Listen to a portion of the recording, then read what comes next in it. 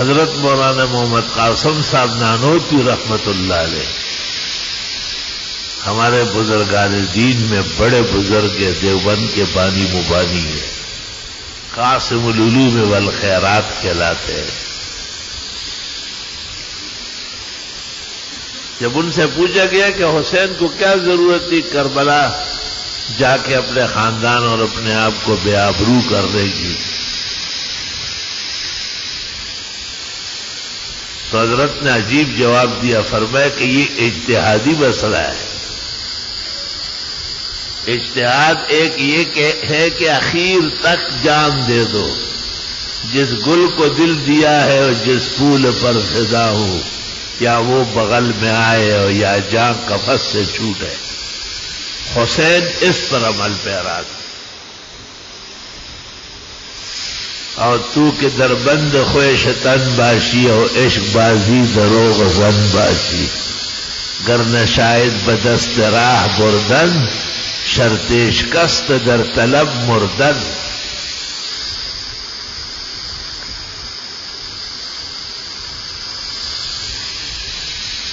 اور دوسرا یہ کہ جب حالات حق میں نہ ہو اور نقصان کا اندیشہ ہو تو تصابح اور رخصت اختیار کر کے خاموش رہ سکتے ہیں۔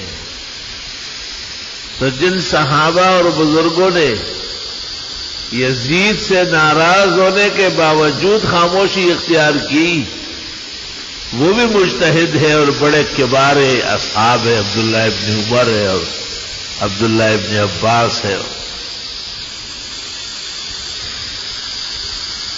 لیکن حقیقت یہ ہے کہ حسین کا مقام اور مرتبہ بہت بلند و برتر ہے۔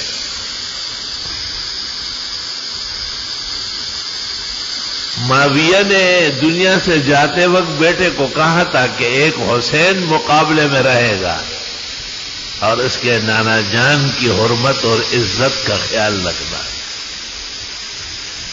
لیکن کوئی خیال نہیں رکھا گیا۔ اور دوسرا عبداللہ ابن زبیر کا کہا کہ اس سے نہیں جیت سکو گے، اس کی سیاست تم پر غالب ہے۔ وہی ہوا کہ حضرت عبداللہ ابن زبیر کی حکومت یزید کے مقابلے میں مکہ مکرمہ کے اندر مستحکم ہو گئی اور یزیدی افواج وہاں سے پسپا ہو گئی۔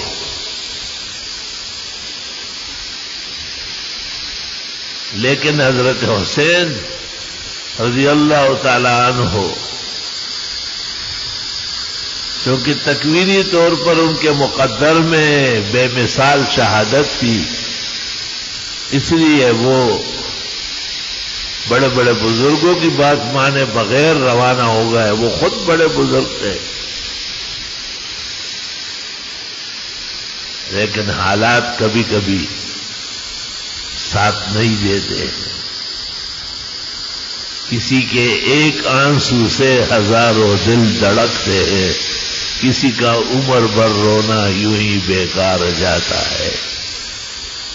تو وقتی طور پر حسین کو تکلیفیں پہنچی، شہید کر دیے گئے اور 72 آدمی ان کے ساتھ سر کاٹے گئے اور ان کی عورتیں بغیر دوپٹے کے شام روانہ کر دی گئی، جس کو یہ لوگ شام غریباں کہتے ہیں۔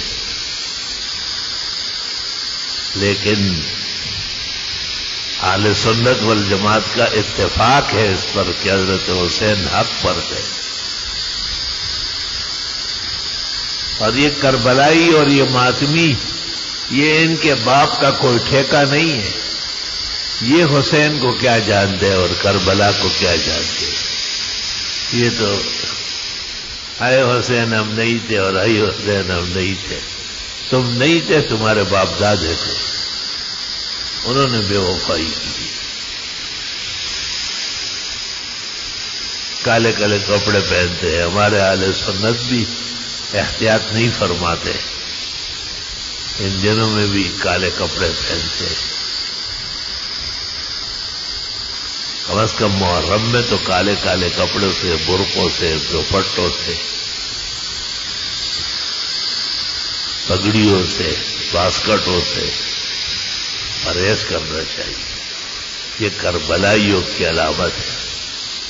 ماتمی اور میراثیوں کی، مراسیوں والوں کی علامت ہے جو حق پر نہیں ہے اور زیادتی کرتے ہیں.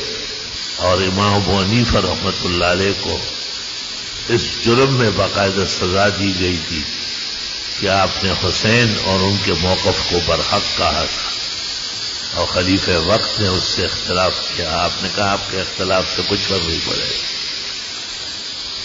فقہ حنفی کی معتبر کتاب ہدایہ ادب القاضی میں ہے والحق کو کان بید علی، علی حق پر ہے. ومعاویہ کان جائرا فی نوبتی، اور معاویہ سے اجتہادی خطا سرزد ہو گئی ہے.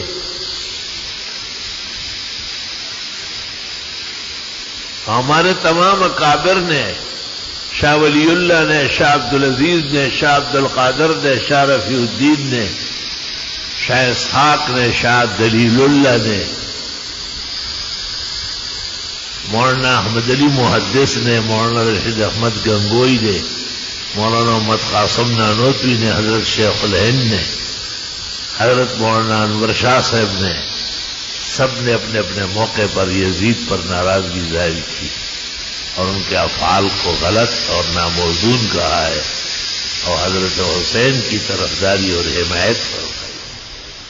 لیکن کسی کی حمایت کرنے کا یہ مطلب نہیں ہے کہ ان پہ لعنت کی جائے، کہ لعنت کے لیے متعین آدمی کا متعین افعال ہونا چاہیے، یا کسی کی تکفیر کی جائے. تکفیر کے لیے اس کے ضروری عقائد کا انکار معلوم ہونا چاہیے. تو اہل سنت والجماعت نے یزید اور اس کے لوگوں کی نہ تکفیر کی ہے نہ ان پر لعنت کی ہے. لعنت مکڑ پا یزید و چل رفض شی بعید، دے بے شک مسلمان ہو مسلمان ہر ایمان. ہمارے استاد محترم محدث العالم فقیہ وقت شارح البخاری و ترمذی مولانا محمد یوسف صاحب بنوری معارف السنن جلد سادس صفحہ 8 پر لکھتے ہیں وَيَزِيد كَانَ فَاسِقًا بِلَا رَيْبٍ، یزید فاسق فاجر تھا، اس میں کوئی شک نہیں. ثم فِي فِرْقَةٌ ثَلَاثَةٌ، پھر اس بارے میں 3 جماعتیں ہیں. فرقة تحبه وفرقة تسبه وفرقة تتوقف به. ایک فرقہ گالیاں دیتا ہے جیسے راکسی، اور ایک فرقہ محبت کرتا ہے جیسے ناسبی، اور ایک فرقہ توقف کرتا ہے، احتیاط کرتا ہے. عام حالات میں احتیاط مناسب ہے. تو علماء دیوبند اور علماء ہند اور ہمارے اسلاف نے ہمیشہ حق کا ساتھ دیا ہے، اور حضرت حسین رضی اللہ تعالیٰ عنہ حق پر تھے، اور ان کے ساتھ کربلا کے میدان کارزار میں ظلم ہوا ہے، اور ان کے ساتھ بے انتہا زیادتی ہوئی. اس لیے اس کے بعد میں یزید دیر تک رہا. اس کا بیٹا معاویہ آیا، وہ بھی چند دنوں میں چل بسا.